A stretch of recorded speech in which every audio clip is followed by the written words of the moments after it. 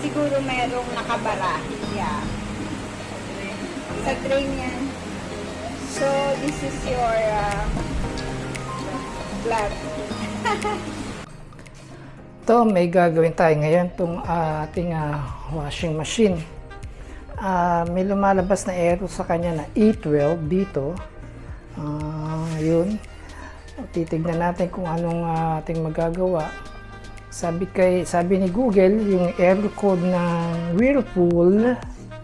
Whirlpool washing machine na error code E12 ay maaring may bumara daw sa mga strainer o sa mga outlet niya.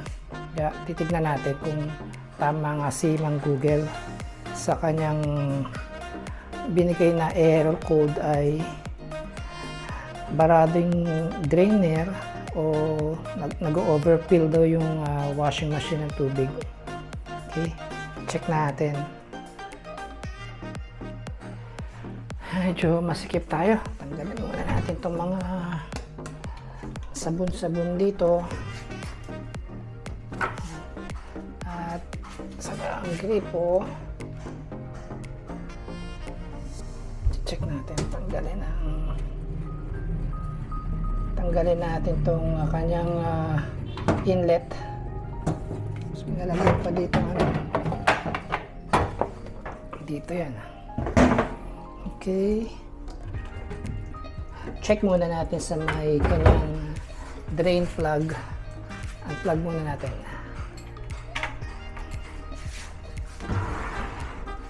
Abigat! Diba? Ang daming coins. Nasa likod. Sikip. Sikip dito sa laundry area. Oh, daming coins. 5, 10, 15, 20, 25, 30. Bah, galing ah. 30. So ito, tanggalin mo natin yung kanyang hose. Oh, 35. 35, 50, 60. Dami. Daming coins. Nakapapatay ng mga coins. Ito. Diyan ka muna. Dalikan yung drain plug. Mabigat.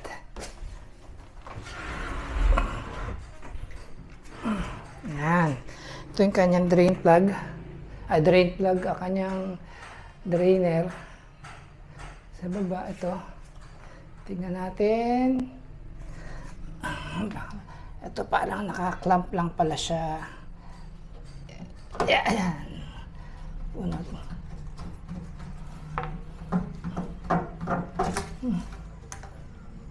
Hindi naman. Malinis naman.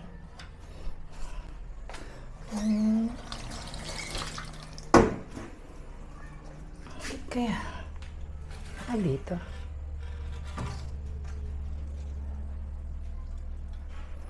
Check ko dito ang hose. Natin ang hose kung ito ang may bara. Hugasan natin ang hose. Tayo sa lababo.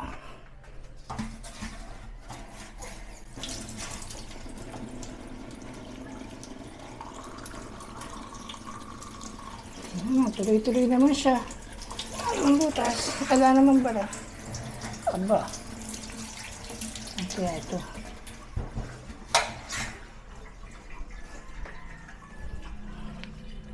Yes, ito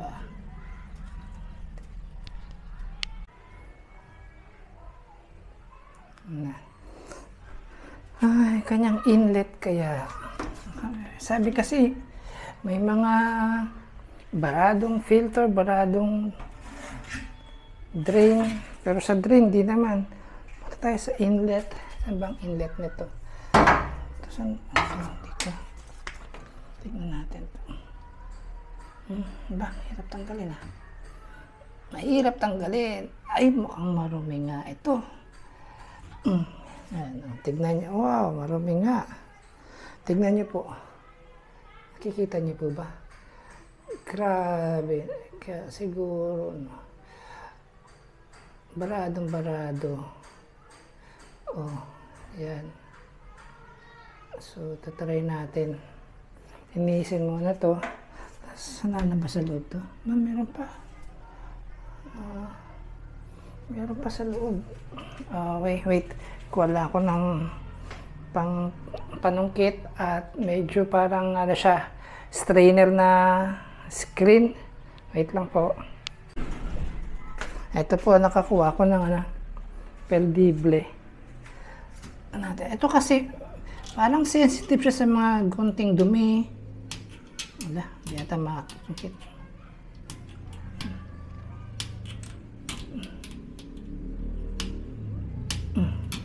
Yun siya, para siyang screen lang ba na maliit. Ayun. Ito na.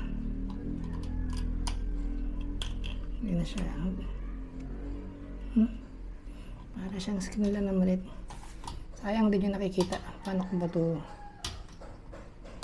Ayun. Wow! Maraming dumi nga, oh.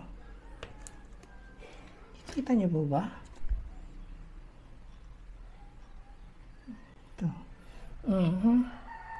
Wow, ito nga. Ano lang yung pusa ito? Ito nga, ito. Tignan niyo, dumi, oh.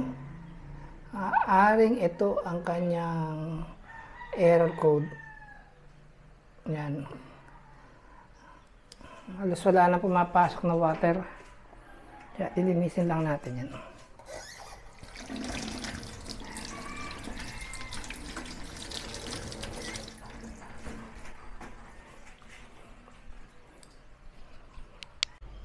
Yan. Water lang, tanggal na yan. Pero ito medyo mahirap tanggalin. Itong barado dito. Singit-singit lang toothbrush siya.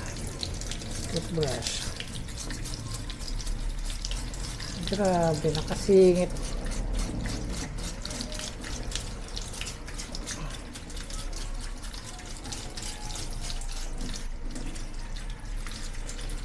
Yan siya.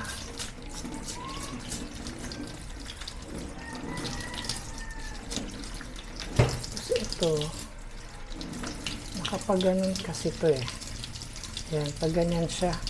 Filter na rito, i-filter pa nito. Double filter siya. Pagka sobrang liliit na ng filter, ito nag-filter.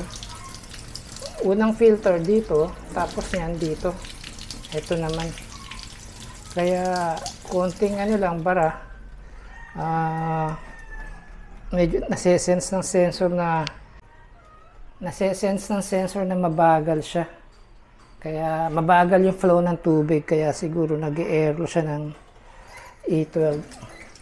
Ito kasing washing machine na to, pagka tap water lang, direct sa gripo na hindi ginamitan ng pressure tank, nag-e-airflow siya. Mahina yung flow ng water. Ito, tatry na natin ibalik yung kanyang filter. Ito, second filter niya ito. Sa loob baka marami din. Dumi nga. Kailangan nating linisin ng basahan yan.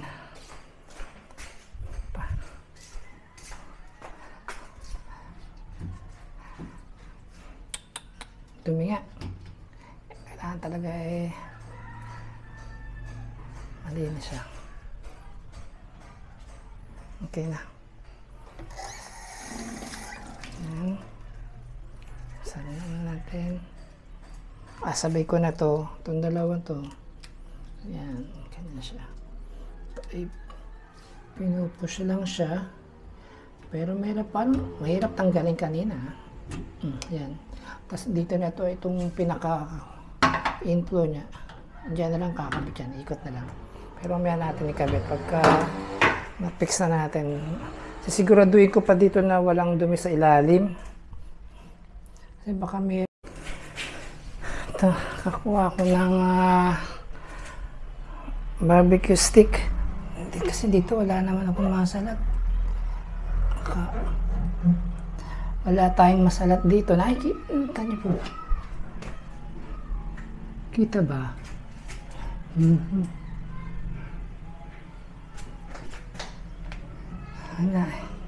Ito, tapos ito nakalagay dito. Itong kanyang hose.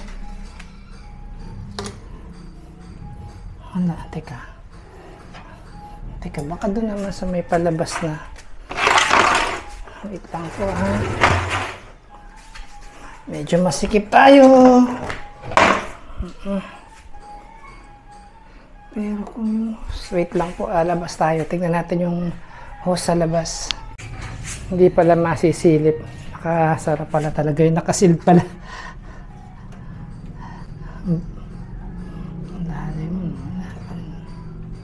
Ito, tingnan natin dito kung may masusungkit tayo. Parang wala naman.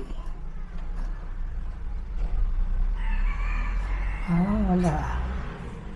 Wala naman. Ayun. Ano to? Parang mga bulak. Parang ano?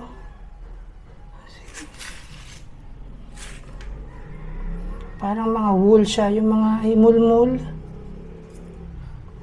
Itim na, grabe. Minsan kasi kaya siguro umitim ganito gawa ng minsan yung mga sofa seat cover. Grabe kasi alikabok din nun.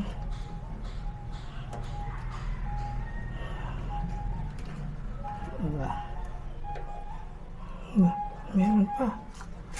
Ayun. Ba? Kaya pala nakatusok dun sa may. Ano na ba? Ayun. Ang dami. Isipin nyo yan pala yung tao. Kabara dito oh. Grabe.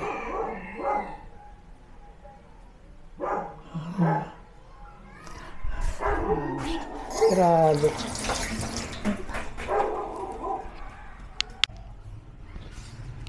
Dumating si ka-farmer.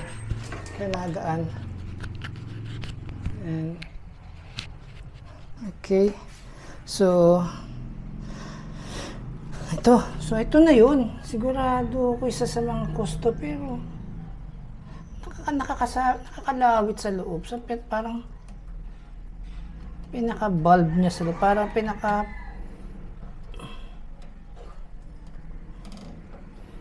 okay.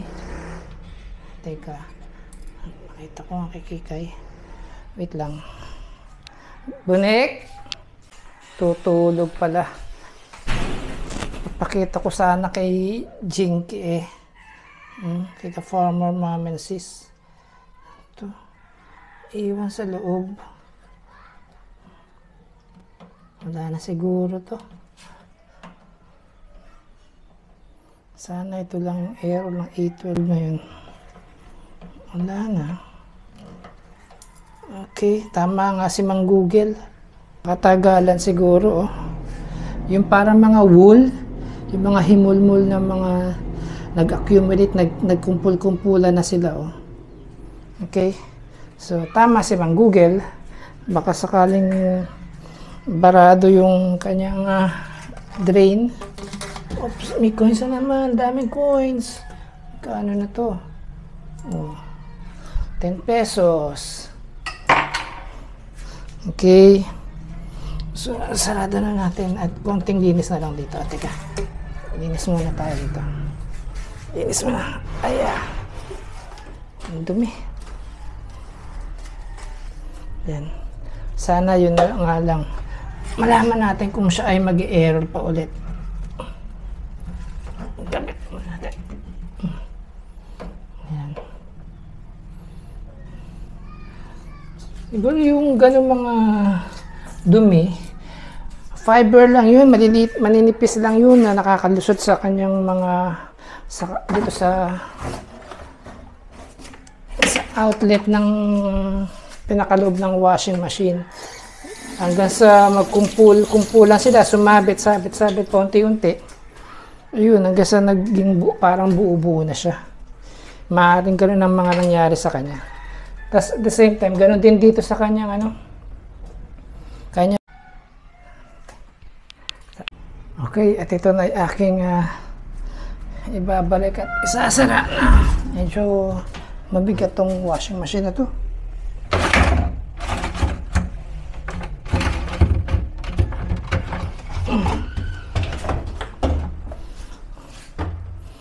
Yun siya. Teka, walisin ko na muna to at bago natin i-sara ng talagang sarado. Grabing kalat.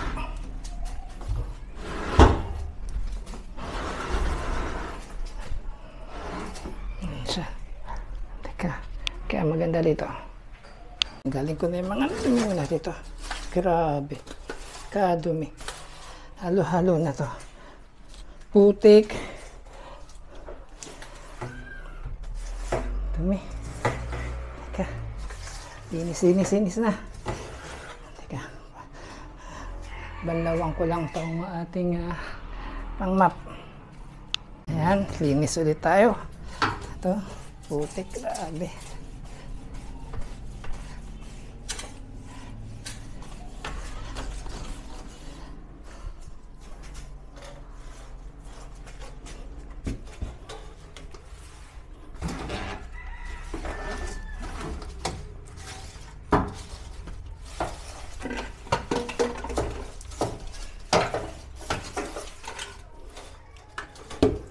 Yan. Linis na yan. Okay. Nakabit na natin ang ating drain. Ay! Kabit ko lang yung drain niya.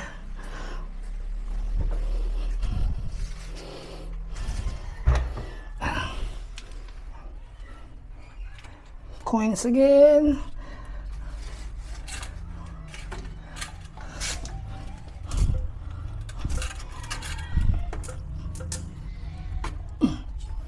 Yan. Pasok na siya. Ayos na. Push na lang natin ito. Push.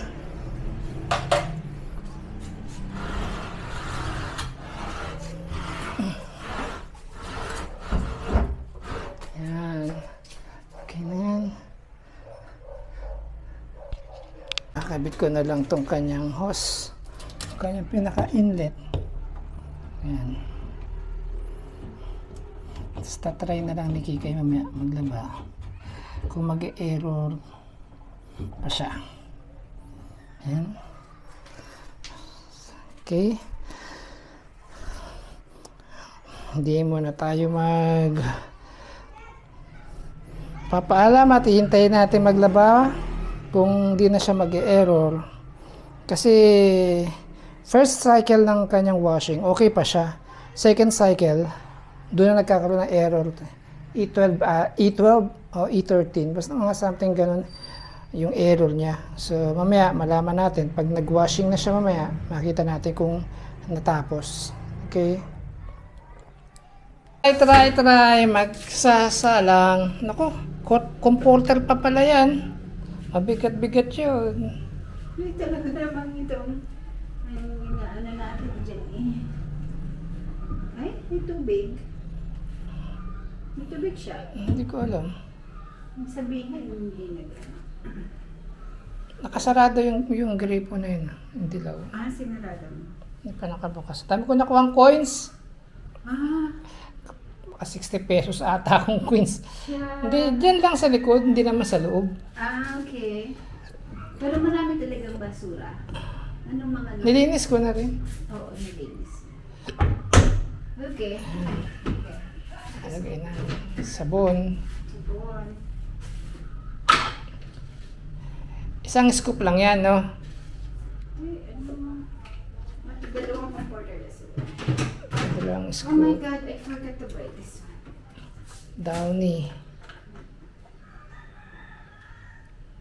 Naisip ko dati. Sabay na yan, Downy? Oo. May ano naman yan eh. Nahalata hindi ka naglalaba. Hindi, alam ko ang down sa huli lang yan, yung banlaw. Napapaghalata ka tuloy na. Ay, sorry. Hindi naka-plug. Pagkahalata ka, darling, ah. Hindi naman. Naglalaba. Ito, hindi pa. Hindi pa nakabukas yan. Ito, bukas na. Sarado yan. Yan, bukas. Okay. Nakatodo na yan? Oo, ma. Mix mo. Yan. Okay. Tapos, ano lang. Ay, wait lang. Wait. Parang may tubig na. Kailangan. Yan. Kasi gusto ko medyo mainit eh. 60 degrees Celsius. Mainit yun, ha? Oo nga. 60. Yung water ang mainit. Yung loob. Di para kung may bacteria, di ba? 1 oras at 21 minuto. Yeah. Pero kung Tagal pala, no? nalinis mo yung ulit. Oo, yung, pati yun ang inlet. mga ano yun, sigurado. Yan. Okay. Wow! Yan na. Hintayin natin kung matatapos yan. Ano oras na? Mag-i-12 yan. O siya, orasan mo nga. Minsan ang tugon. 1 minute and 1 hour and 21 minute.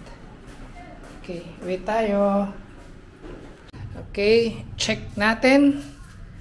47 seconds na lang. So, ibig sabihin, good working condition na siya. Sa bigat ng niload sa kanya, comforter, hindi man lang siya nag-error. So, yun. Possible cause niya, maruming mga drain outlet, pwede rin yung input drive ng water, yung inlet, yan, itong inlet na to, marumi din. Hindi na natin in-isolate para makita kung ano talagang diferensya. So, alin man sa dalawa, possible sira ang magiging cause ng trouble niya. Alin man dun sa dalawa. Madali lang naman siyang baklasin. Tal pagka tinanggal na, tinalikod na, andun na rin naman yung trabaho. So, much better na isabay mo na rin yung isa. Di ba? Okay, so hanggang dito na lang po tayo. Good working condition na siya. 47 minutes na lang natitira. 46 minutes na lang natitira. Kanina 1 hour and 21 minutes. Dati hindi pa nakaka 30 minutes. Nag-error na siya ng E12, E13, ganun. Ayan, so okay na siya. Good working condition. Okay, salamat po.